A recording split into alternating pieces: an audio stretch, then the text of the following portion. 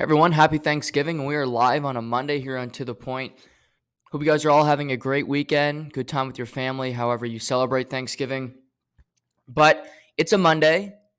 It's NFL season, so of course we're live on a Monday because there's so much to get into, including some MLB playoffs this weekend that I want to touch on.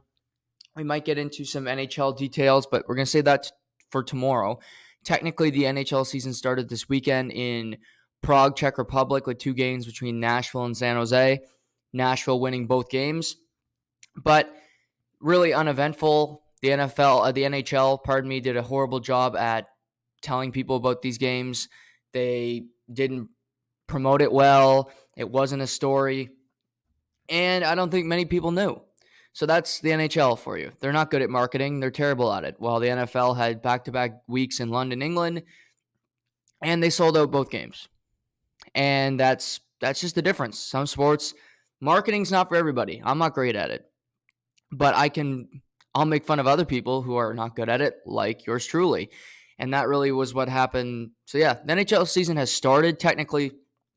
In North America, it begins tomorrow with a pair of games, Rangers Lightning, and then you have Kings Golden Knights, and then you have a full slate on Wednesday night to start the season. Canada's team, if you want to call it, the Maple Leafs, start on Wednesday, and then they play Thursday. But NHL season starts tomorrow, so that's going to be a big part of the show. Tomorrow, Seamus Fillmore will join me as he does on every Tuesday. We'll get into our top 10 players list. That's going to be done tomorrow. We're going to talk about some breakout stars of the season. We'll give out our divisional rankings, who we see winning divisions. We will give out an early Stanley Cup pick. Why not? If you think your team, think you know who's going to win the cup, feel free to let us know in the comments, and we'll talk about that on tomorrow's show. But lots to get into today. I mean, the NFL is always a content machine. It's always chugging out. But actually, I want to start today with baseball because, I mean, the new wild card format, it was a bit of a dud. That's my initial take on this new wild card format in Major League Baseball. Best 2 out of 3 series, only one series went 3 games. And how many people watched Padres Mets last night? I had it in the rotation with football, but football comes first, obviously. But they were in a no-win situation. You're putting the game on at 8 o'clock last night, right in the middle of Sunday Night Football. You're not putting it in the middle of the day because nobody would watch that game, but nevertheless. But best 2 out of 3, not a whole lot of drama, not a whole lot of intrigue. We saw a 15-inning game that had 1 run, and I know it was boring because I watched the entire game. Every pitch I watched of that game. No runs. I mean, come on. It was, okay, great pitching. Also, can you hit a ball? But I guess we learn with the batting average this year, the league batting average in Major League Baseball was 248, which is horrid. But the shift's going away. It should go up next season, we hope. But we'll see on that front. But, I mean, again, I like the one game. I prefer it. I guess the one thing you can say is that it was more painful for Blue Jays fans this weekend, this best 2 out of 3 format, because that was one of the biggest choke jobs you'll ever see. I mean, that was Maple Leaf-esque. I mean, I put this out over the weekend that no city loves a choke job more than Toronto. Might seem unfair, but I think it's true. You have an 8-1 lead and you lose a game. An 8-1 lead and you blow the game. At home, in front of all those people. There's 2 ways to look at it. I've been on the Mariners all year. I bet on the Mariners to win the series, so I'm good enough. I win some money on the Mariners winning the series. The Blue Jays, who I've been fading all year long as these World Series favorites, couldn't even really make the playoffs. They made the wild card play-in. They couldn't do that. I've seen many teams make a wild card play-in. Way to go. You made the Phantom playoffs. You couldn't even make it in. You lost to the Mariners, who are ahead of schedule, not even on your radar of winning a World Series beginning of the year. 2 teams were frauds, clearly, this year. The Mets and the Blue Jays, if I look at this, they both didn't make the playoffs. Great. You made a wild card weekend that the ratings were historically low. Way to go. But two teams heavily favored to win the World Series couldn't even make the DS. You couldn't do that. Couldn't make the final 8 teams. Something that is apparent in baseball, and I see fans get mad at, that I think it's not even worth getting mad at anymore, is when a manager or general manager, because they pulled the strings, pull a pitcher out after 5 2/3 innings and he's only thrown 80 pitches. It's not worth getting mad at anymore because that's just the way baseball works. There's algorithms, there's graphs, there's spreadsheets, it's analytics. That's the way it works in baseball now. It's not worth throwing a fit. I get if you're a Blue Jays fan that you're upset that your team lost, boo-hoo, but it's not worth throwing a fit over that because it's been happening for many, many years. Maybe it just wasn't apparent because the Blue Jays never make the playoffs, but if you watch if you watch baseball across North America, that's the way it works. 80 pitches, okay, we're going to go through our third guy in the order, you're done. Believe me, it doesn't make any sense to me either. If a guy's dealing, you keep him out there. Do you remember Blake Snell in the World Series? That's the World Series. They pulled Blake Snell after 70 pitches. They lose Game 6 to the Dodgers, the Tampa Bay Rays. That's one thing. That was the World Series game. Game 6, you have to win to move on. This is some wild card game that they still have to win 3 more series to win a World Series, which, newsflash, they wouldn't have. It's nice to think romantically, oh, they're going to go on a deep run. This team's great. They're better than I thought. They're not. They had 2 good pitchers. They had Vladdy, who had a down year, Bichette, who had a hot month, and a bunch of bit pieces. That's the Toronto Blue Jays. A bullpen I don't know how you could have trusted going into the playoffs. Garcia was a mess for the last 2 months. Romano, hit and miss. It's not a big surprise. They lost, and it's coming off as a big surprise. Why? The Mariners are just a good baseball team as well. The former Blue Jay Robbie Ray had a terrible start. Old tight pants. I thought they were going to spread on him. They're so damn tight, those pants. I wouldn't have started them.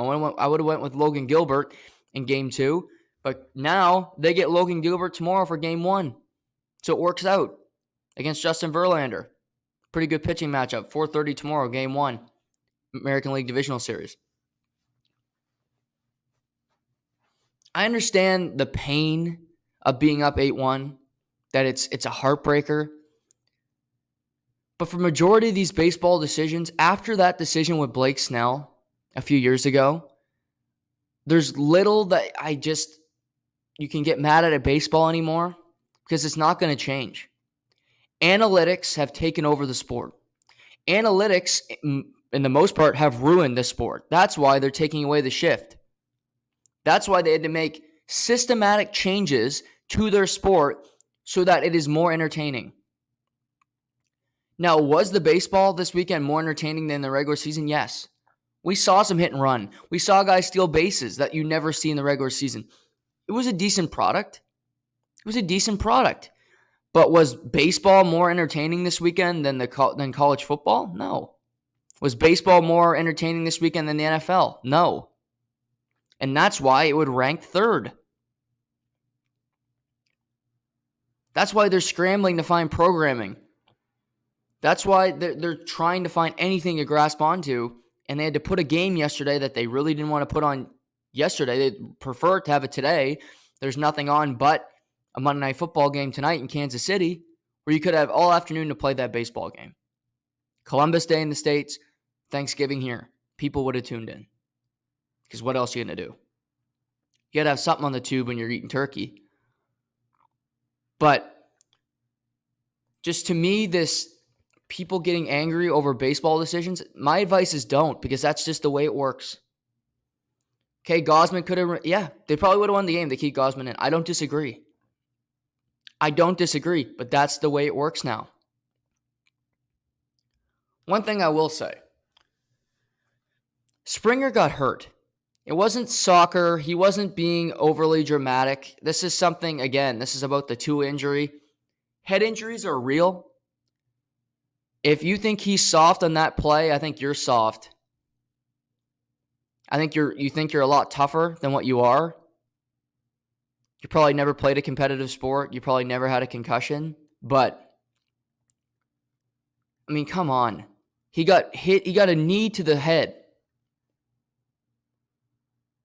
He's not an MMA fighter. You don't just walk that off. So, one of them should have called the ball. Yes. I think Bichette should have backed off and Springer could have made that play. But it didn't happen that way. Springer was hurt. Blue Jays lose. Rays lose. Mets lose, which has got to be so painful for Steve Cohen. Steve Cohen had the third highest payroll in baseball. He didn't make the World Series. He didn't make the Divisional Series. He didn't make the Championship Series. 3 games of playoff revenue. Third highest payroll in baseball. He had Max Scherzer and Jacob deGrom. He had Francisco Lindor, who he had signed. He has Pete Alonso. He has Jeff McNeil, the National League batting champion. You couldn't score a run last night? You couldn't score a run? Yikes. So, Divisional Series, we got Phillies, Braves. Divisional Series and a Divisional Series. Double entendre. We got Mariners, Astros. Divisional Series. Divisional Series. Guardians, Yankees. Not a Divisional Series within a Divisional Series, but should be an interesting series nonetheless. Also, Yankees already announced Aroldis Chapman, the former great closer and now just the big buffoon in New York, is left off the postseason roster because he was showing up late to workouts, was not on time, and also he's done a bunch of stupid shit in New York. Got his tattoo infected because he got it on probably in the Bronx Pier. He's been accused of other things in the past. This guy's just not a good dude. His stuff is getting worse and worse, and they can't wait to get rid of Aroldis Chapman. But way to go, Aroldis. You're left off the postseason roster. Guardians, Yankees, and then we got our last series, which is Dodgers, Padres. Interesting series, another divisional series within a divisional series. Looking at it, I got Astros in 4. I have Braves in 4.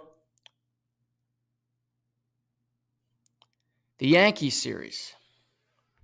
This is the interesting one. You're going to have Garrett Cole. You're going to have your rotation.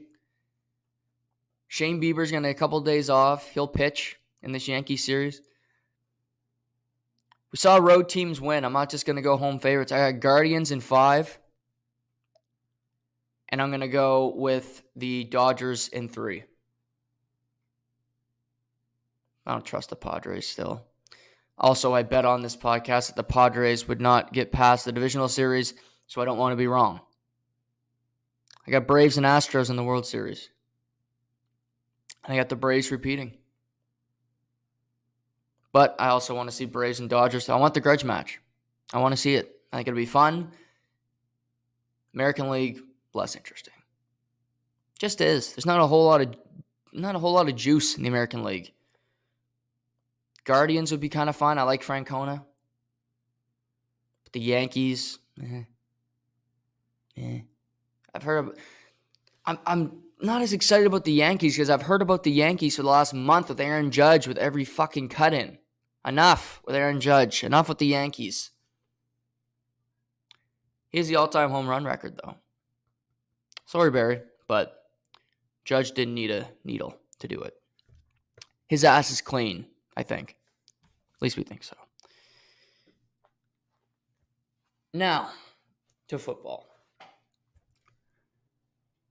Yesterday was not one of the more... It was the least interesting NFL Sunday of the season so far. But that doesn't mean there's not a lot to talk about. Something that we're seeing in the NFL is, you always hear it's overreaction Monday, overcompensating. There's a lot of different words that you could use to describe how people react to different events, different things that happen in their life. For instance, if you have somebody in your household, if you have somebody in your life that is an addict, you might decide that I'm not drinking, I'm not doing any kind of drugs, I'm keeping it away from the rest of my life. That might be an overreaction. You're not the person that has the problem. You're not the addict. That doesn't mean you should change your life for that person. That doesn't mean you change your life. You don't have to change your entire behavior just to fit what this person wants or what this person needs. Do you help them along the way? Of course. So something I think we're seeing in the NFL is 2 weeks ago, Tua Tagovailoa got that horrible head injury. Bad concussion. We've been through it. Played within 4 days. Stupid decision. They fired people. They should. I said before, it didn't make any sense. And now he's out with a concussion. Well, now we're 2 weeks into this new era of new concussions, and we're seeing an overcompensation on head injuries. We're seeing an overcompensation on quarterbacks. And the biggest one for me was not that Teddy Bridgewater was pulled early in the game yesterday, which was a Dolphins game, which is not lost on me. But hey, if the Dolphins have to pay for being stupid with Tua, they're going to get no sympathy from me. Bad organization, stupid people, stupid coaches for 20 years. Good. You deserve some pain. You deserve some losses. The Jets kicked your ass yesterday. Good for you. It's Tom Brady. And I didn't think we'd see another Tom Brady rule in the NFL, but I think we're seeing another one, folks. I'm going to bring you back to 2008, a long time ago in a land so far, far away, as our world is so different than it was then. Some would argue for the better, some would argue, But in 2008, there was a game between the Miami Dolphins and the New England Patriots. Week 1, 2008 season, coming off the Patriots season where they almost went undefeated. So close, but Eli Manning and David Tyree ripped it out of Matt Wright and every other New England fan I know's hands. And coming into that 2008 season, the Patriots are riding high. They're feeling good. And in week 1, Tom Brady was hit, in his leg, and he tore his ACL. It was the one significant injury of Tom Brady's career. Now, we've heard from Gisele Bündchen, his wife, for now, that he's dealt with concussions, but that's never on the injury report. I'm sure he's dealt with other things. But he missed the entire 2008 season. My God. And Matt Schaub had to come in. They actually made the playoffs, but that's besides the point. The next season, in 2009, there was a new rule that you could not hit the quarterback low. You could not hit the quarterback in his legs. This was a new rule. And I don't know if it's in the record books, but I certainly coined it, the Tom Brady rule. Because you've been hitting quarterbacks at their legs. You've been hitting quarterbacks low for 50 years, but it was only when the Golden Boy, it was only when Tom Brady got hit on his legs, you decide to make a change. But you know what? Okay, that's fine. Maybe it's going to be better for the game. You could argue it has been. The Tom Brady rule. But then there's yesterday. There's yesterday. What was it? October 9th. And I'm watching the NFL. I'm watching a close Falcons-Bucks game. I got the Falcons to cover, which of course they did. They've done it 5 weeks in a row.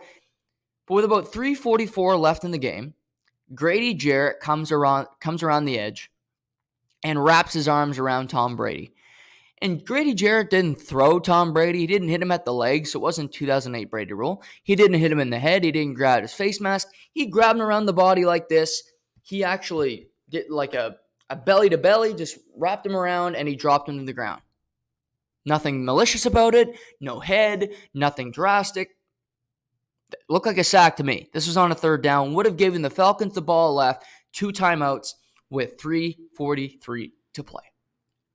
Down 6, I might add. Touchdown, point after, you win the game. Something, okay, let's go. But then I hear flag. They said, well, okay, must be in the secondary, must be something. No. Jerome Boger, a referee I did like for a long time, comes on and says, roughing the passer. Or as I like to coin it today, roughing the Brady.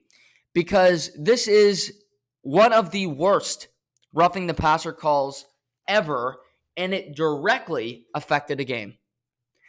The Falcons, who had a touchdown drive on their previous drive, would have gotten the ball with 3:42 left and the opportunity to drive down the field and win. Now, I'm not guaranteeing a victory, but what happened yesterday was a team was not given the chance to go close out a game. They were told, no, that's roughing the passer. Sorry, no, that's you're not going to get the opportunity to win this game because it's Tom Brady. Because our golden boy got hit. For all the people that make the argument about two-hand touch, you should make it about Tom Brady because nobody's been gifted. Nobody has been protected more in their NFL career than Tom Brady. The person that hurts Tom Brady the most is Tom Brady. This was a joke of a call. It made no sense. It had nothing that would point to roughing the passer, and it screwed the Falcons. Bucs got more first downs. They ran the clock out. They took a knee. The game was over. And if you bet the Falcons to cover, okay, great. They did cover. But at the same time, the Falcons are 2-2. This isn't the same Falcons squad that's just a pathetic, mismanagement where Matt Ryan's there and they got bad coaching with Dan Quinn and they're trying to find themselves. They came into the game 2-2, tied with the Bucs, tied with the great Tom Brady and the Bucs, who are Super Bowl bound. Same record after 4 weeks, and they could have been 3-2. The Bucs could have been 2-3, but instead, the NFL and the overreaction to the Tua injury might have cost the Falcons a massive victory. This was a Bush League call. Tua's injury was serious, but that doesn't change the sport. That doesn't change that. Guess what, quarterbacks? Guess what, Tom Brady? You're going to get fucking hit. And you do everything you can to get rid of it. You and Aaron Rodgers bitch every time you get hit. But guess what? That's the sport. Retire if you don't like it. If it's so bad, go hang out with Giselle and your kids. If it's that bad. You look at the games, who complains the most about getting hit? It is Tom Brady and it is Aaron Rodgers. Why? Because they're sick of getting hit because they're old. It was such an eyesore. There are plays in games that are inconsequential. You forget about it. Not this one. Tom Brady shouldn't get the benefit of shouldn't just get this. It was nothing. Grady Jarrett was a picture-perfect sack. Not to mention Grady Jarrett doesn't get the sack for his statistics, and he gets a roughing the passer on his resume.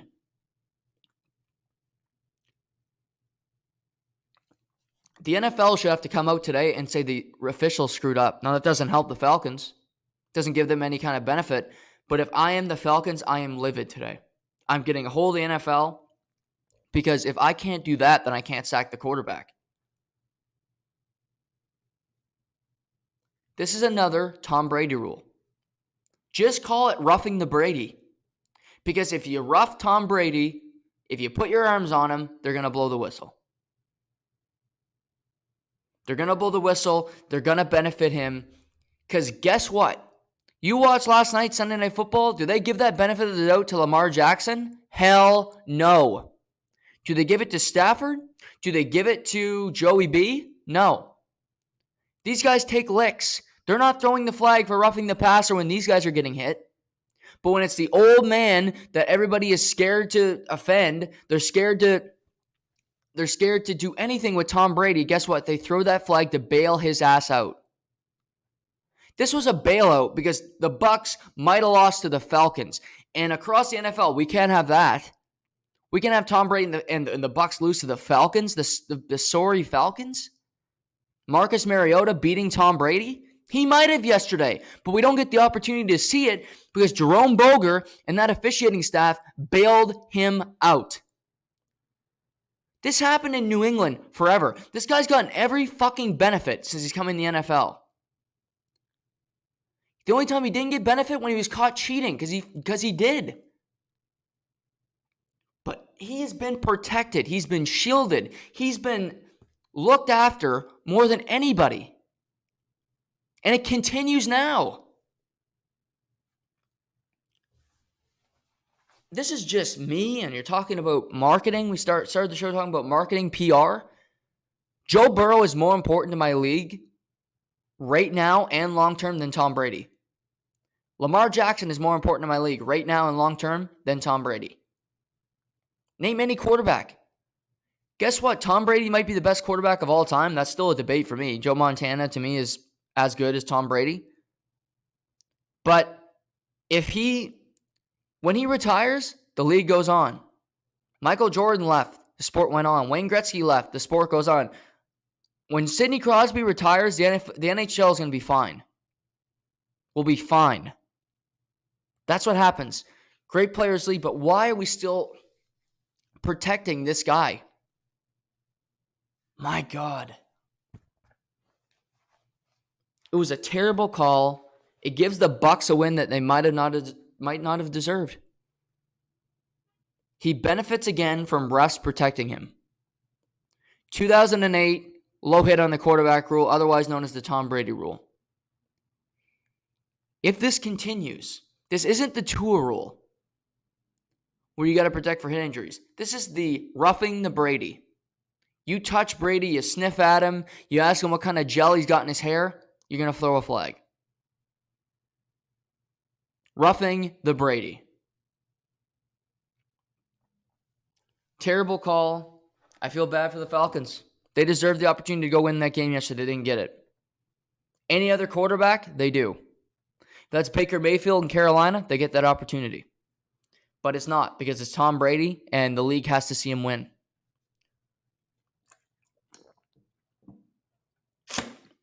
That might sound harsh. It isn't. I've seen it my whole life. This guy gets every break, gets every call, and he's one of the biggest whiners in the sport. Roughing the Brady. Sticking with the AFC South. I talked about this last week with Matt Wright. And I said, if the Carolina Panthers lose this week, I've been on this for a couple weeks. The Carolina Panthers lose this week, they will be 1-4. They played the Niners yesterday. And I said to him, if they lose, do they fire Matt Rule? Matt Rule this is his third season in Carolina. Year 3 of a 7-year contract, which David Tepper gave to him after being a college coach at Baylor. Never coached in the NFL, you give him a 7-year contract. Why teams do that, I don't know. But again, that's owners just not afraid to throw money at people that haven't proven anything. What happened yesterday? The Carolina Panthers got their head knocked off by the San Francisco 49ers. Jimmy G won a second straight start. Debo's playing well. Kittle had a better game. Running game's coming. San Francisco looked good yesterday. Carolina's not a great team. Team I was wrong about most. I thought they'd be a playoff contender. They'll be a lottery team this year looking for a quarterback. But they dropped to 1-4. And Baker Mayfield was benched at the end of the game for P.J. Walker. So this morning, news comes out. Matt Rule has been fired by the Carolina Panthers. He, like I said, his third season, 2 full seasons, and 5 games this year. He has 11-27 career record. And he could never turn it around in Carolina. Went through Cam Newton, went through P.J. Walker, went through Sam Darnold, went through a lot of quarterbacks in Carolina. And he couldn't find any success. So now they have to pay him 4.5 years on his deal to do nothing. Now, I'm sure David Tepper and the Carolina Panthers are banking on a college team signing him so that they can take away some of that money on the contract. But nevertheless, it was a failure of an experiment. Matt Rule's system, Matt Rule's ability to coach in the NFL just did not work. and he was a colossal failure. And now you look at it, the Carolina Panthers are 1-4. And I mean, this season's a write-off. Looking at Carolina, their defense is really good in Carolina, but their offense is non-existent.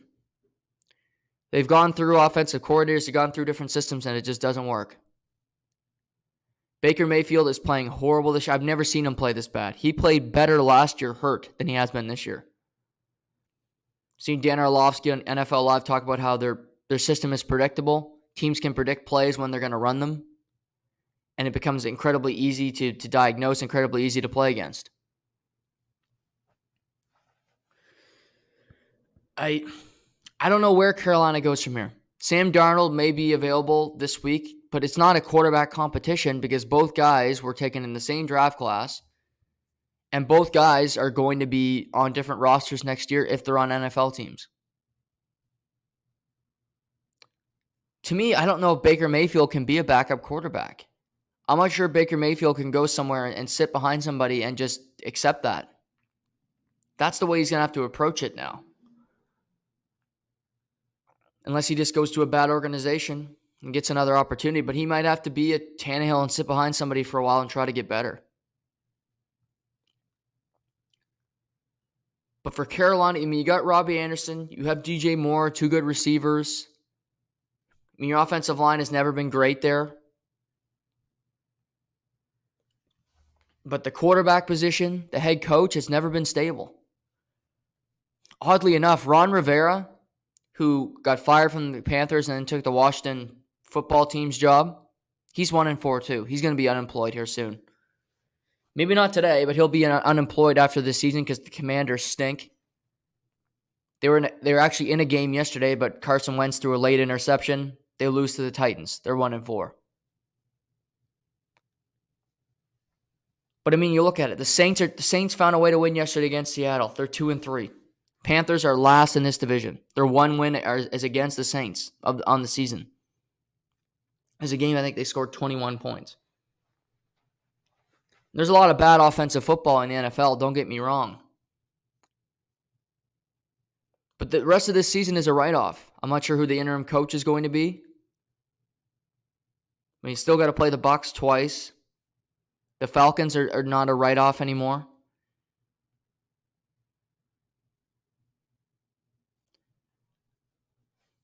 For the Panthers, you get a quick opportunity to look at an ex-head coach. You get a whole season to scour the area, see who you want.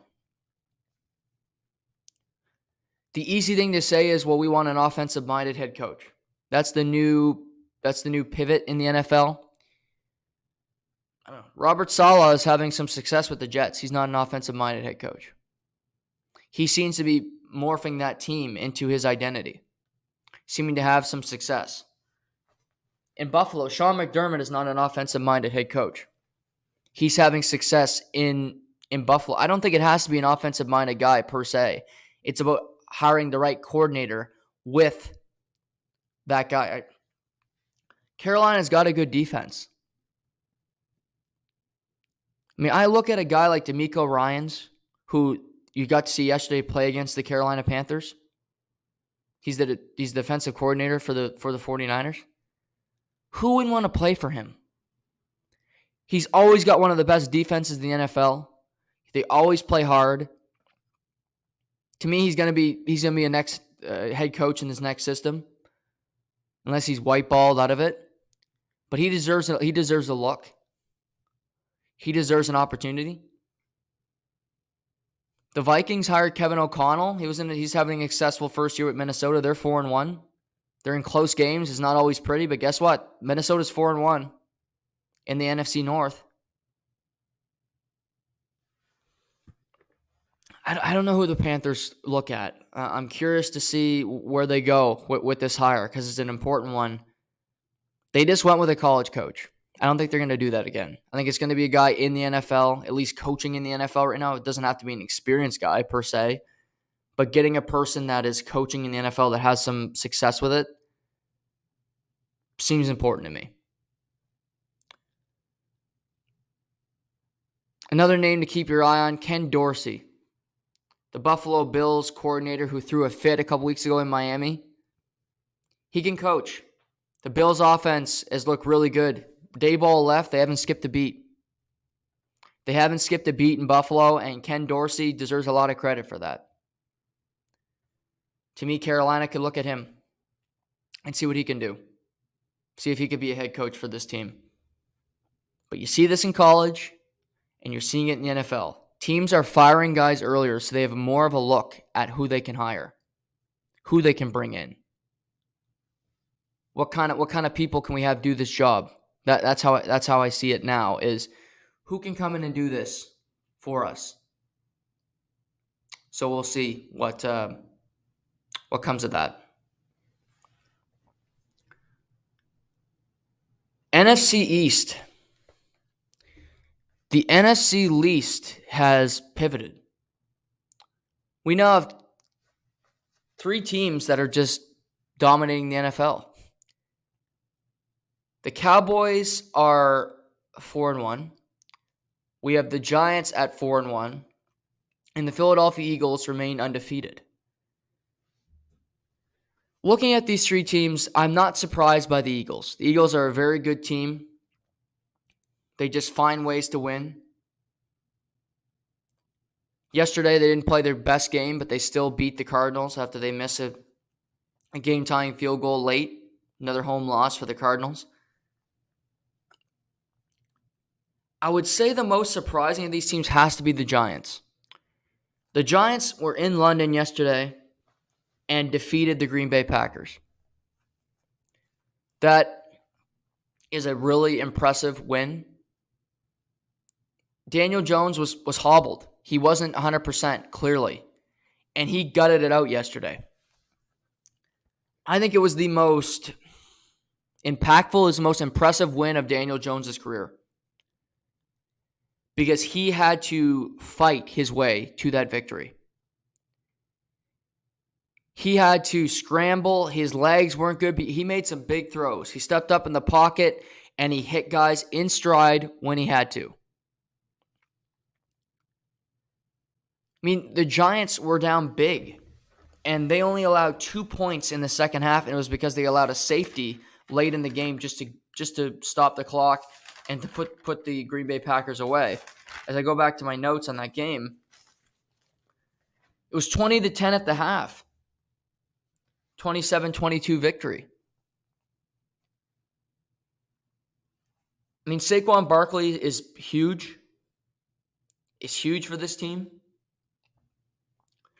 But I credit Daniel Jones. I mean, Wink Martindale and the defensive coordinator has done a great job with the Giants. This defense is playing extremely hard. But I think there's a lot of bad coaching as well right now. And I look at Green Bay. Their offense is very limited. It's screen passes. It's short passing game. You're not taking deep shots. It's conservative, to say the least. Still not a whole lot of trust. Who did Aaron Rodgers go to in the last two plays? He tried to go to Allen Lazard twice. Because that's who he wants. He'd go to Lazard or he'd go to Cobb, and he wouldn't go to anybody else because that's just the way it works.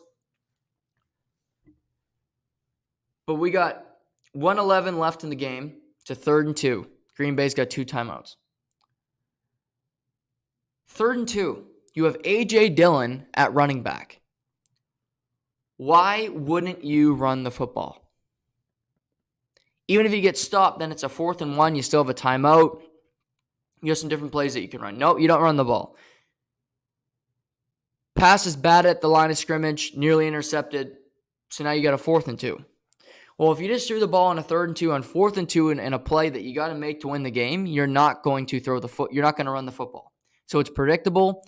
Also, they snap the ball, and if you look, Aaron Rodgers' eyes go right to the right. Allen Lazard's running a deep route to the back of the end zone. He doesn't look away. He doesn't look at another receiver. It's Allen Lazard the entire way. And McKinney bats the ball down. That's the ball game. 2 plays that weren't creative, that were short yardage, and yet either Matt LaFleur or Aaron Rodgers' ego was unwilling to run the football in that situation. The smarter play, at least once. 3rd and 2, give it to A.J. Dillon, give it to Aaron Jones, run the football. And then you have 4th down to regroup and make the play that you want to make. Then you have the option to do what you want to do. You could tie the game, 27-27. You could be down 27-26, go for 2 for the win, however you want to approach it. But instead, you play it. I just find it so stupid, and also it is predictable. And Aaron Rodgers is not good in these moments because before he had Devontae Adams, and he would look to Devontae the whole time in these big pressure-type situations. So it made for the defense extremely easy. Let's double him. Let's convert to this side because we know he's going to throw it to Devontae Adams. In this situation, he does not trust Romeo Doubs yet. He does not trust Christian Watson. He trusts Randall Cobb, who he's had on his team for a decade, and he trusts Allen Lazard, who he's had on his team for a long time, and he's by default having to trust him. So you know where the ball is going. You know that it's going to one of those two guys. And in one of those plays, Randall Cobb was not on the field. So it's going to Allen Lazard. And he threw it to Lazard. He targeted Lazard twice, 2 incompletions. I mean, that's as simple as it gets. That it's so predictable that it makes the work of the defense incredibly easy. Wink Martindale's a good coach. The Giants made some incredible plays. But also, it's not that impressive because we know what you're doing. We know your ego. We know your play call. You can't run the football in this situation. Why not? Run the ball. Then take your shot. Then you have your entire playbook to see what you want to do on 4th down. I mean, Christian Watson is a speedy receiver, but also you're looking at it, and he is every time he gets the ball, it's an end around. It's behind the line of scrimmage. It's not a pass. So the defense, he had 2 rushes yesterday that were for negative yardage because it's so predictable. That's the only time he's on the field. This is a guy you took in the 2nd round of the draft. Romeo Doubs you took in the 4th round. He's getting twice the snaps. To me, these offenses are not creative this season. They're not intertwining. They're not hard to predict. Look at the Rams. It's the most predictable thing ever. It's so one-dimensional. For Green Bay, you have more options, yes, because you have your 2 backs, who they don't use enough, mind you. But also in the key moments, Aaron Rodgers is so focused on one target. It's like in life, you have one goal. That's all you're not focused on what's around you. You might have family members struggling. You might have people that need you in your life, but you're so focused on your goal that you're not even looking at them. You're not looking at your parents. You're not looking at your sister. You're not focusing on their life, which could be really investing, could be really beneficial to you, but you're just, I need to do this. I need to succeed at this. I need to get out of this place. However you might frame it in your life, that's my connection to this. Aaron Rodgers hikes the ball. He's looking to his right, and he says, okay, that's my target. He might have a guy wide the hell open on the other side of the ball, like Russell Wilson Thursday night. He was throwing that football to Cortland Sutton. It didn't matter. It didn't matter what his eyes told him. You remember Thursday night, KJ Hamler, right in the middle of the field? He looked to his left. Cortland Sutton was going that way. He said, okay, I'm throwing it to him. I'm not looking through my progressions. I'm not looking to see who's open here. Is there something here? Is there somebody open the flat? Aaron Rodgers, same thing. Right, back to the end zone. I have Allen Lazard. I'm not going to look. I have McKinney, and I have 2 defenders in front of me that could put their arms up and knock it down. That's what happened. There's no nuance. It's not hard to figure out because it's called tendencies. That's why you watch tape. That's why you study. Because also you just look at Aaron Rodgers' background. How many times did he throw Devontae? All the damn time. And then you play the game. Christian Watson's never on the field. Romeo Doubs, he's not going to throw the Romeo Doubs. Why? Well, maybe last week because he dropped a touchdown in the back of the end zone. He's not going to trust him to do that again. I still think Green Bay is a good team, but I also think they're predictable and they're not creative. And half of it is on Aaron Rodgers' brain. Don't just go to your initial read. Eventually in life, you have to trust people. It's a scary thought. It's something that not everybody's comfortable. I have a hard time with it. It's hard to trust people. It's hard to let people in because you don't know what their intentions are. But sometimes you got to learn. You got to live and learn and just say, okay, I can't trust this person. Or I got burned by this person. I'm going to be more guarded. I'm going to approach it differently next time. We all go through that. But you have to open yourself up so that you do realize what can happen to you in these type of situations. How do I approach this next time? That's how I think you have to look at it. But it was a bad sequence for the Packers. It was bad football. And you got to make better reads if you're Aaron Rodgers. Don't just go through your first progression. Look the entire field. But for the Giants, impressive win. You're 4-1 after 5 weeks. Brian Daboll, Wink Martindale, a whole new coaching staff. Kudos to them. Kudos to them. Kudos to Daniel Jones. Kudos to Saquon Barkley, who's remaining healthy. They had no receivers yesterday, and they beat the Packers. Richie James and Micah Johnston was playing wide receiver yesterday for the New York Football Giants, and they won. No Kadarius Toney, no Kenny Golladay, no Sterling Shepard, and they won. Wow. Credit to the Giants, 4-1. To the Cowboys. To me, it was me and Ryder talked about this on Thursday. The line in the Cowboys game made no sense. Because the Cowboys were 5.5-point dogs on the road. But why were the Rams given this much respect following their game on Monday Night Football, where they were a complete train wreck? I don't know. A one-dimensional offense, a defense that can't get any pressure on the quarterback minus Aaron Donald. Why are they favorited? I still don't know. And it was the easiest bet of the weekend. It was the lock of the weekend. They picked the Dallas Cowboys to cover yesterday and not just covered outright win. I'm going to get to Cooper Rush last because he only threw 102 passing yards yesterday. He was really inconsequential during the game. Dallas, and I can't believe I'm saying this, Dallas can compete for a Super Bowl this season because the NFC is wide open. The NFC is full of flawed teams that haven't emerged yet. When I look around the NFL, there's not a great team in the NFC. And to me, there's two great teams in the AFC. Kansas City and Buffalo. That's it. The rest of these teams, I don't know who they are yet. I still don't. Are they any good? I'm not sure. Could Dallas beat Tampa in a playoff game? Yes. Yes, they could, because Dallas's defense can win them that game. Dallas's defense is full of dogs. Just dogs.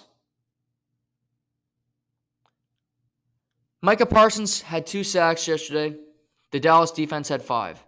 Matthew Stafford's been sacked the most in the NFL.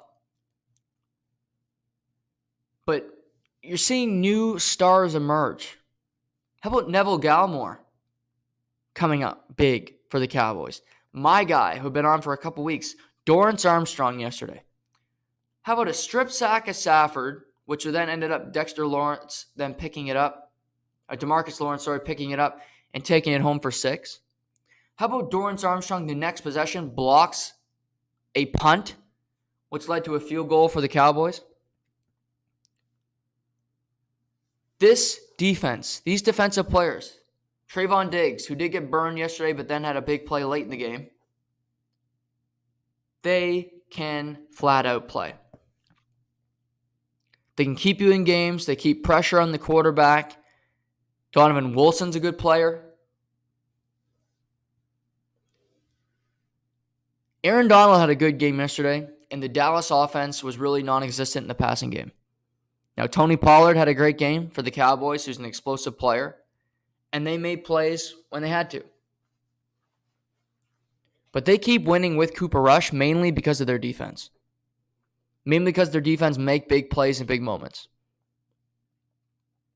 That's the straight dope of it all. Armstrong, Lawrence, Micah Parsons, Trayvon Diggs. It's not about CeeDee Lamb. It's not about Noah Brown. It's not about Dalton Schultz. Those aren't the important pieces. It's that defense. And you look at it, even with Dak Prescott, he's not the best quarterback in the NFC. Aaron Rodgers is better. Tom Brady is better. I'm sure I'm missing a few here. Jalen Hurts is better in my mind. But that doesn't mean that you can't win that game. Because if you have a better overall team, then you can. Now, I was talking about Brady getting all the breaks earlier in the podcast, which he does. And I still think the Bucs roster is loaded. They could easily get to the Super Bowl. San Francisco's got a good team. Most talented team in the NFC on paper to me. But again, Jimmy Garoppolo's not the best quarterback. But this Dallas team keeps them in games. It keeps them afloat. Now, to this debate, which really isn't a debate for me. Cooper Rush is 5-0 as a starter in the NFL. Incredibly impressive. The fact that he went 4-0 in his starts minus Dak Prescott, where he beat the Rams, he beat the Bengals, he won 2 divisional games. That's impressive. It's really impressive. Good for Cooper Rush. It isn't a debate who should start if Dak Prescott is healthy this Sunday on Sunday Night Football against the undefeated Eagles. It is Dak Prescott. There's no debate. It's not a discussion. It's not, okay, who? No. Dak Prescott is the guy you paid a shit ton of money. Is the guy that was a 4th-round pick that replaced Tony Romo and got you to a playoffs and got you to 12-4 in his first season in the NFL. Dak Prescott has his faults, but Dak Prescott is a far and away better quarterback than Cooper Rush. It's not close, and he will give you your best chance to beat the Eagles this Sunday night at Jerry World. Cooper Rush has done a fine job. He goes back to the bench. Because it's about talent in the NFL. Throwing for 102 yards in a win is a nice thing to have. It's not something you can rely on week in, week out. There are games where your defense can't show up all the time and you need a quarterback to win you one. You need a guy to score you a bunch of points and you find a way to win it. Buffalo had a pretty good defense last year. They played the Chiefs. Patrick Mahomes was better than that Buffalo defense. He found a way, even though his defense wasn't good, to win a game because he's Patrick Mahomes and he's special like that. He found a way to do it. Dak Prescott can score you 40 points a game. Cooper Rush is not going to. Cooper Rush is not going to be a guy that can give you 40 points a game on offense as him as the starting quarterback. Just not going to happen consistently.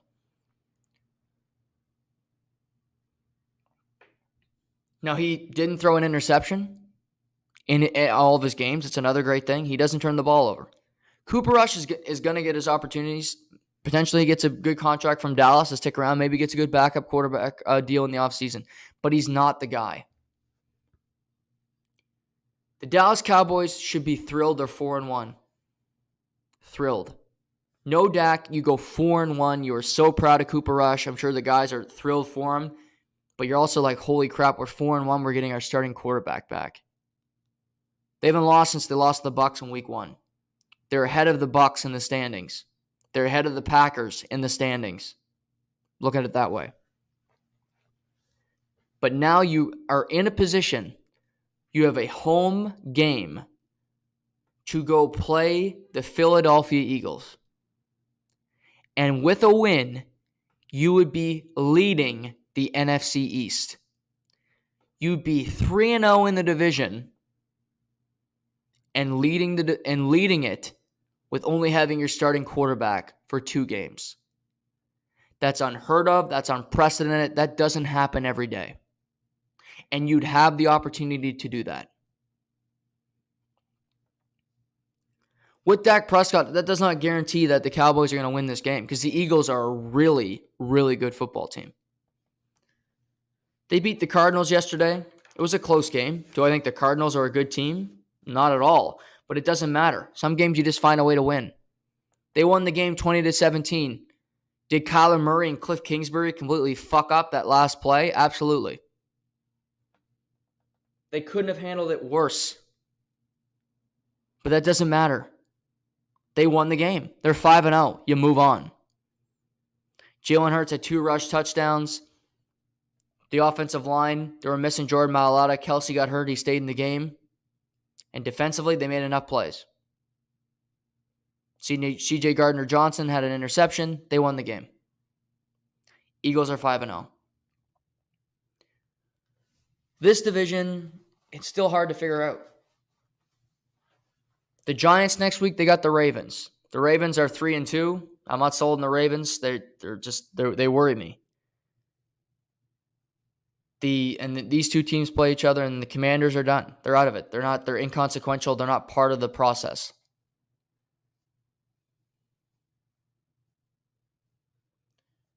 But credit to the Cowboys, credit to the Giants, and credit to the Eagles.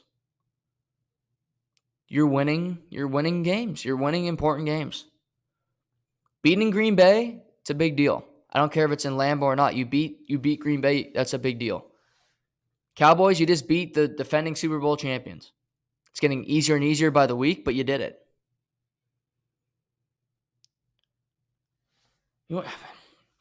But for the Rams, it's still so predictable. And I think the coaching in this division in particular is bad.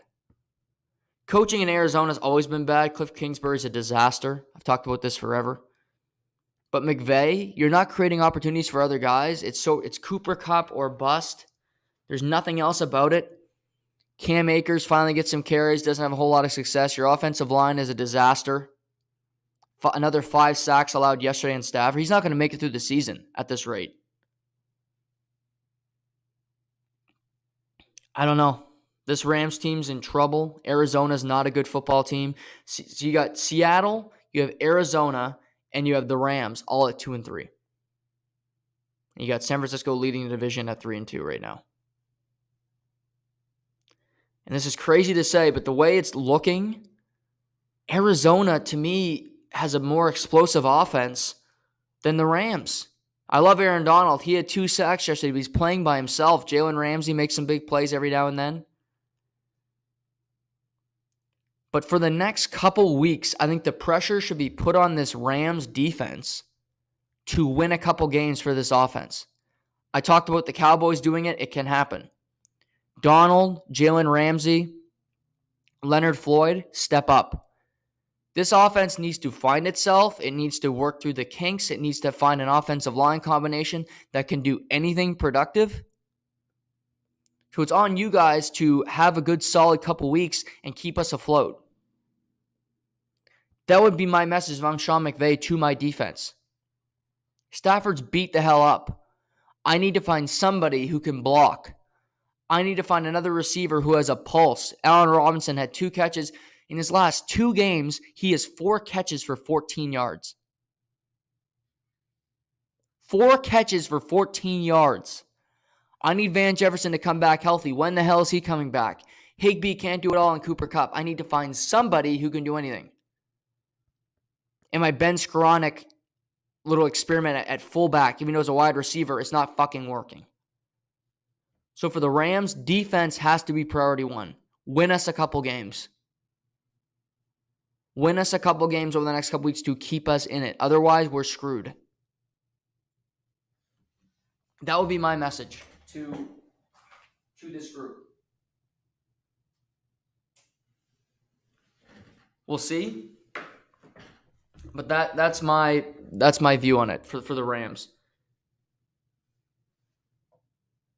Pivot to AFC East. Yesterday we saw the Patriots, the Jets get big wins. Big wins. And, of course, the Bills. The Patriots blew out the Lions. The Lions, to me, are so disappointing. They're 1-4. Of course, they're 1-4. They should be better than 1-4, but they're not. Patriots defense came to play yesterday. Bailey Zappi gets his first win. Patriots still not a good team to me. They win the game. I'm not that impressed. Good for Patriots fans, but I don't expect much going forward from the Patriots. Looks like they got a good player in Jack Jones on their defense. I still think their offensive group is really minimal. They lost Damian Harris. They're starting running back. I like Ramondre Stevenson a lot at running back. But again, I don't love this team. So Patriots are 2-3. They're still last in the division. Way to go. The big deal for me of the day is not the Buffalo Bills. They crushed the Steelers. I expected that. The Steelers stink. The Steelers are going to pick in the lottery. They're gonna have an opportunity to replace Kenny Pickett if they want to. They'll have all year to figure it out. Steelers got Tampa next weekend. They just had the Bills. Now they got Tampa, who'll be pissed off. Brady will be mad that people are calling it roughing the Brady. And be mad at me and others for saying that he's not a tough quarterback. So that'll be happening over the next little bit. But to me, the big story of the day was the Jets. The Jets are a good football team. And for once, the Jets have two things that are paramount at the same time: talent and a quarterback. They've had talent before. They had Brandon Marshall for a long time. They've had good receivers. They had Matt Forte, who was a great running back. If you're my former Chicago Bears running back, they've had good pieces. They've had good defenses. They didn't have a whole lot of talent with a good quarterback.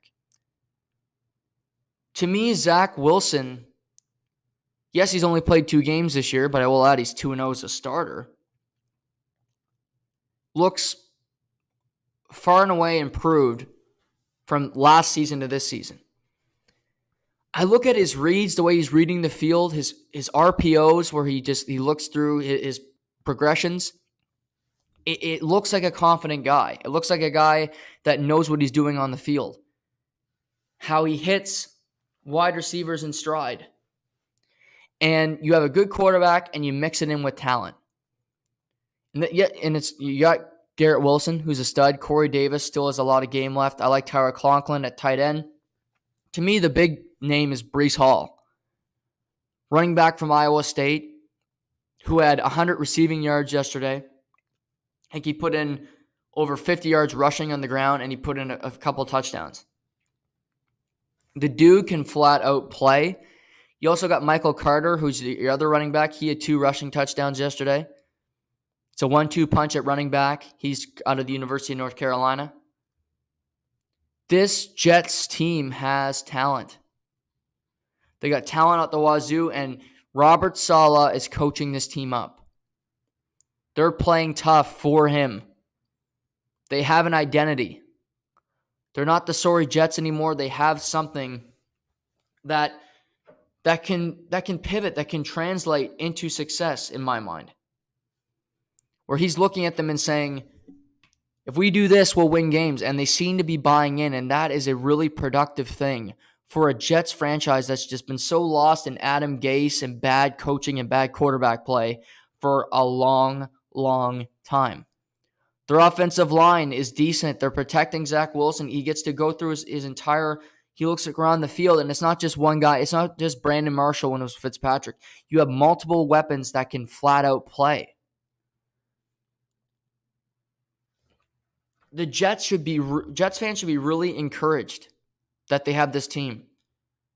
And you look ahead, next week they got the Packers. I mean, that's a tough game. Packers are coming off a tough loss, but they got to fly back from London. I'm telling you, this season, who knows? There's 2 really good teams. The rest of the league is just there. That's the God's honest truth. Then the Jets go to the Broncos. You're telling me they can't win at the Broncos the way the Broncos look right now? To me, if the Jets go 9-8 this season, I wouldn't be shocked. I really wouldn't. They're better than the Patriots. They still got to play the Patriots twice. They just beat the Dolphins. Biggest win of the division of the day in that division is the Jets because the Bills crushed Steelers. Okay, I get it. Big numbers day for Josh Allen, for Gabe Davis. You puff your chest out. Great. You beat a bad team. Way to go. That's what you should do. I mean, the Chiefs are still the best team in the AFC. They're better than the Bills. I don't care. They are. Chiefs and Bills meet next week. We have our litmus test. The Chiefs are playing the Raiders tonight. I expect the Chiefs to win. They're at home. They always own the Raiders. Then the Chiefs and Bills will get to play Week 6, 5:25 game on CBS. And you get to Josh Allen can say, "Hey, I beat Patrick Mahomes finally. It won't be in the most important game, but I beat Patrick Mahomes here." But 2 huge games in Week 6 looking ahead. You got Chiefs Bills at 5:25 on Sunday, and you got Eagles Cowboys on Sunday Night Football. Sounds like a pretty damn good week of football right there. Coming up, Week 6. 2 massive games that will have huge impacts on the season looking forward. But huge win for the Jets. I'd be encouraged if I'm the Jets. I like what they're doing. I like that they have skill and a quarterback mixed together, and they have a coach that you can believe in. Jets are a good football team. And they have good coaching, which you can't say for everybody around the league. I mean, Brandon Staley with the Chargers. They win the game yesterday. Nothing to do with him, because just by luck that Cade York missed that game-winning field goal for the Browns. He goes for 4th and 2 from midfield with 1:11 left. Made no sense. Cade York missed the field goal. It bailed him out. Brandon Staley decided to have it grow his balls back and go for it on 4th down. But the Browns lose again. I mean, the Browns could easily be 5-0. They're 2-3. They're 2-3, and it's perplexing for me with the Browns, some of their decision making. But Chargers coaching has been bad. Cliff Kingsbury and Kyler Murray, I've talked about it, but Cliff doesn't know what he's doing. Kyler Murray doesn't know what he's doing. They're not on the same page. Cardinals are 2-3. They're another team. I don't know what they are. I have no idea what the Cardinals are. Actually, I do know. I know they're unprepared. That's the one word I would use for the Cardinals is they're unprepared. They don't know what they want to do in key situations. How do you approach how do you approach clock management? They don't know. I mean, if I go through the NFL, I go through these teams. Go through each division. Let's do this. So AFC North, what do we know about the Steelers? They're done. They're crap. They're a lottery team. It's a lottery. Bengals. The Bengals lose last night on a game-winning field goal to the Ravens. Justin Tucker, he makes field goals. He's the most money kicker in the history of the NFL. I know about the Bengals. Their offense does not take any chances. I know that they don't trust their offensive line, likely for a good reason. But they're not. Jamar Chase is not taking deep routes down the field. Joe Burrow's not throwing it past 15 yards down the field. It's very conservative. It was pedestrian. Yeah, you almost win a game and you're playing it safe. Okay, you could look at it that way. But you almost lost a game where you had Teddy Bridgewater as a backup quarterback and you're playing pedestrian football. You need to open up that playbook. You need to make some move. You need to have this offense be splashy, do something, because it's just check down, screen pass. Samaje Perine. Samaje Perine had 8 catches last night. And just because you win a game and you play the Ravens and you would have won the game last night, that doesn't mean you look good. Wins can mask a lot of errors. We see this every year where teams find success. They get to the playoffs like, oh, we're in perfect shape. We've been winning games. And then you get your ass handed to you. That happens in all sports. But to me, it's in football, it can mask it. Remember the Steelers? They were 12-0 a couple seasons ago. They get to the playoffs. They lost, I think, 3 of their last 4, but they're still feeling good. We got the top record in the AFC, and what happens? They lose the first game to the Browns. Massive upset. They were at home. They lose to the Browns, and it was an embarrassing loss for the Steelers, and it was really the beginning of the end of that era. Wins can mask deficiencies. Offensive line still has issues. They don't take shots. Jamar Chase is not being used like an explosive receiver. He's being used as just a hitch route, screens to him. Pedestrian offense, not creative, not threatening, boring. Boo, Cincinnati Bengals. Baltimore. I love Lamar Jackson. I do. I'll always root for Lamar Jackson. There's parts of Baltimore I love. Devin Duvernay being more a part of the offense. Love it. I saw things from Baltimore last night that I did like. Marcus Peters finally had a good game. He made some big plays last night in big moments. That's a positive. I saw Lamar and the 2-minute offense lead to a field goal drive where he used his legs a lot in that last drive, which he needed every yard to put him in position to win. Positive. Also, they didn't have Rashad Bateman, so their offense was more limited.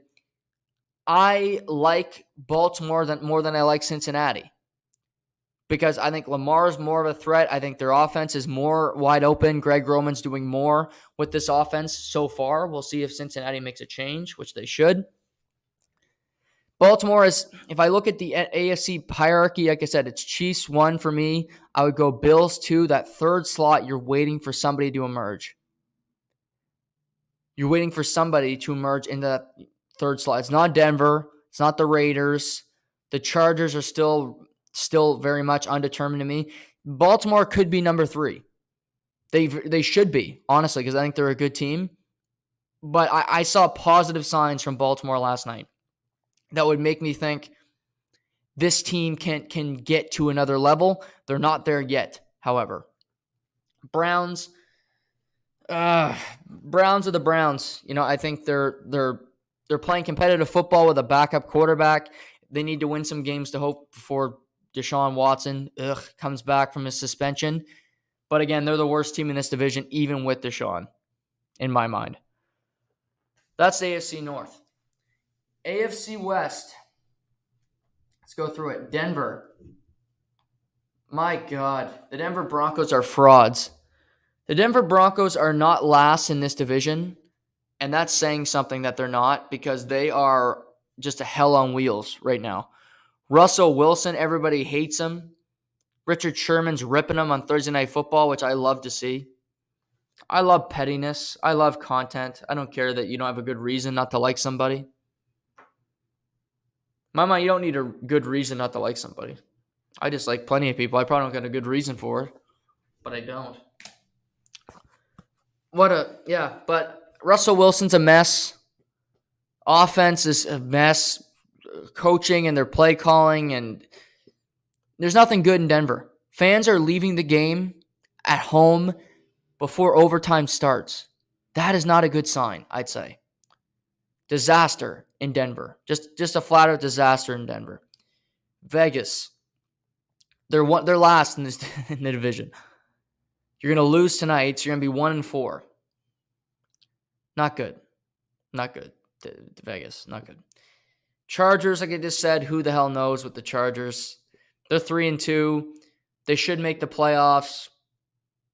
But do I trust Brandon Staley in big moments to make smart decisions? No. They should have lost yesterday. They got bailed out. But you can thank the analytics nerds for Cade York missing that field goal yesterday. AFC East. Pats stink. Dolphins are up shit creek without a paddle if they don't get Tua back, if they don't have Teddy Bridgewater. They have lots of talent, but their defense is unraveling a little bit. They're giving up big plays. I didn't have the Dolphins making the playoffs before the season started. I'm not going to back off that opinion. I don't have an opinion yet, but I'm going to wait. I'm going to wait a couple weeks to marinate on this. It has to do with the Jets and the Dolphins. Bills will win this division comfortably. And Dolphins got the Vikings. next weekend. It's at home, but still, even with if they had two in that game, I'm not sure they're winning it. The Vikings are playing good football. They're 4-1. They have a 2-game lead in that division. 2-game lead in that division over the Packers. I like what the Kevin O'Connell and the Vikings are doing. Creative offense. Justin Jefferson is finally starting to break out over there. Dalvin Cook had 100 yards rushing yesterday. Vikings are a good football team. AFC South. Here we go. Who knows in this? I mean, the Jags, my Jags lost to the Texans yesterday. The Texans get their first win. 6 points for the Jags. Ugly, ugly loss. You can't lose that game. Can't. So now you got the Texans who are 1-2-1, which is just this division. You have the Colts at 2-2-1. Jags are 2-3. And you have the Texans who are leading this division at 3-2 somehow. Texans have won 3 in a row. I think they beat the Colts, they beat the Commanders, and they beat Vegas. So 3 teams that aren't exactly impressive wins, but they're 3-2. I don't know about the Titans. I don't trust the Titans at all. I wouldn't bank on them having a whole lot of success moving forward. But they're 3-2. You beat the Commanders yesterday on the road. Credit to the Titans. Tannehill's righted the ship. Derrick Henry had 100 yards rushing yesterday. They lost Treylon Burks for a number of weeks. The receiving core is limited, but they still got good defensive players. Titans are 3-2. I still believe the Jags will find a way to win this division. You know, just crawling to it. NFC West. San Francisco. I like San Francisco the most in this division. I had them winning it. I had them winning it before the season started. Rams. I'm almost to the point where I have more faith in the Cardinals than the Rams, even though I know Stafford's a better quarterback than Murray. I know McVay's a better coach than Cliff Kingsbury. But the Rams are just hard to watch right now. They have nothing positive going with them. Maybe they can get some lesser teams coming up where they can work out their kinks. That's something they really got to bank on right now. They got the There we go. They got the Panthers next weekend. There you go. New coach. That's what you want. This team, you want to have them. Cardinals play the Seahawks. So Seahawks and Cardinals and Rams are all 2-3. To me, it's easy. The Seahawks are the worst team in this division. But Geno Smith's still playing good football. They battle in every game, and they should have won the game yesterday against the Saints. Taysom Hill ran for 3 rushing touchdowns. He threw for another with Andy Dalton at quarterback. The Saints need to continue to use Taysom Hill more. They weren't using him enough early in the year. He's not a quarterback anymore, but he's a weapon that can be used in the receiving game, as a tight end, as a running back. Continue to use him because your offense is really limited right now. Michael Thomas has been out for a number of weeks. Alvin Kamara is constantly dinged up. So continue to use him. Seahawks, I still think will play. They're in every game. They battle hard. I think they will be the entire season. NFC East, we went through them. NFC South.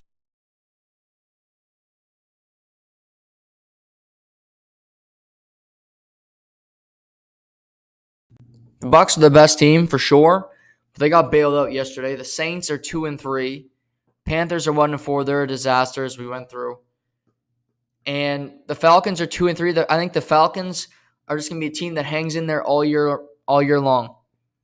The one thing you can bet on with the Falcons is that they're a good team to bet. If you're gambling, the Falcons are the team to use because they cover every time they play. 5 straight weeks. Looking ahead, next weekend, the Falcons at home to the 49ers. We'll talk about this more in the week, but I like that game. I like the Falcons to cover again. 49ers will probably win it, but the Falcons always find a way to stay in these games. So NFC South, I think the Bucs will cruise to it, but I'm not. They have a ton of potential to get to a Super Bowl again, but we'll see. And then we have the NFC North. Packers lose to the Giants. Vikings are 4-1. Vikings got the Dolphins next week. I have them winning that game with or without Tua. The Vikings then But they go in a bye week the next week. They do. So I have them winning at the Dolphins, then they go in a bye. Then the Vikings play the Cardinals. They can win that game at home. 5-1, let's say. Then the Vikings go to the Commanders. They can win that game. The Vikings have a pretty favorable schedule. That's one thing about them. They play the Bills later in the season. That's a tough game. They play the Cowboys later in the season. That's a tough game. But they got the Patriots on Thanksgiving. They can win that game easily. Patriots stink. Still believe that. They got the Jets. We'll see. I like the Vikings schedule. I think they can win this division. I still expect the Packers to find it, but I think they're a very good team. The Lions, such a disappointment. They're 1-4. It's no points yesterday after their offense was the most efficient in the NFL over the first couple weeks. So just a disaster for the Lions at this point. Really big disappointment. Nothing positive coming from Detroit. I mean, Dan Campbell got a 5-year deal. He's not on the hot seat, but I will say it is disappointing for that team to be 1-4 to start this season, and it's disappointing that the Bears are ahead of you in the standings at this point. Bears are 2-3, and the Bears are no good. But it doesn't change the fact that you're behind the Bears in the standings as we sit right now. So they need to find. I think the Lions are on a bye week. Good time to get a bye week. You're 1-4. Your odds of making the playoffs are slim to none. But they need something. They need to go on a run the rest of this year to have some kind of positivity, because it is just nothing fun in Detroit right now. But that's really the NFL update. Like I said, we got Raiders Chiefs tonight. I got the Chiefs winning. I think the Chiefs, like I said, Chiefs Bills next week will be the interesting game. You also got Eagles against the Cowboys. We'll have a obviously big money show later in the week. We talk about gambling through all these games. But this weekend it was good. It was another really good college football weekend. Saw a number of interesting games. Texas A&M blew it against Alabama. LSU crushed Tennessee. Tennessee crushed LSU on the road. LSU will drop out of the top 25. UCLA beat Utah in a big win. UCLA is now ranked number 11 in the AP pool, which is the highest they've been in a very long time. So you got UCLA, you have Oregon, and you have USC all ranked inside the top 12 in the Pac-12, which I love to see that. You also got Utah, USC this coming weekend. You got Tennessee and Alabama this coming weekend. 2 undefeated teams this weekend in college football. So there's some interesting stuff on the horizon.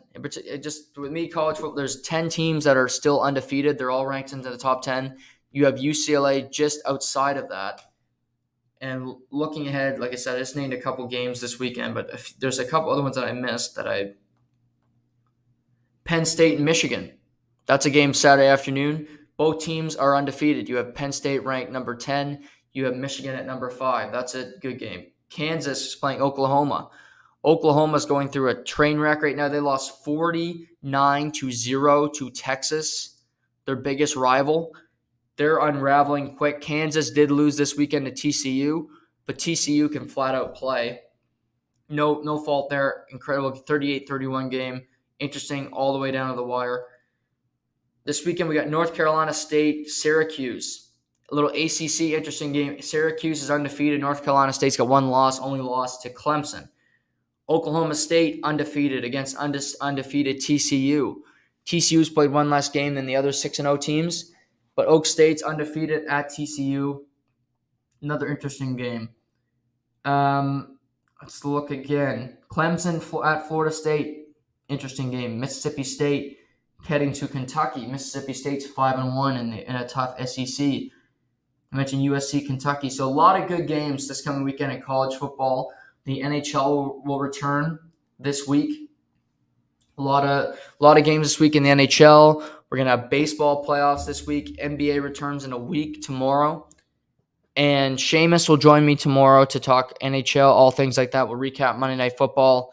We'll also touch on the Metropolitan Division a little bit. I didn't get time to do that last week, but we'll get to that as well. So I hope everybody enjoys the rest of your Turkey Day or Thanksgiving and enjoy the Monday Night Football game tonight. And the NHL season starts tomorrow, so get ready for that. Until then, have a great rest of your day. This is To The Point.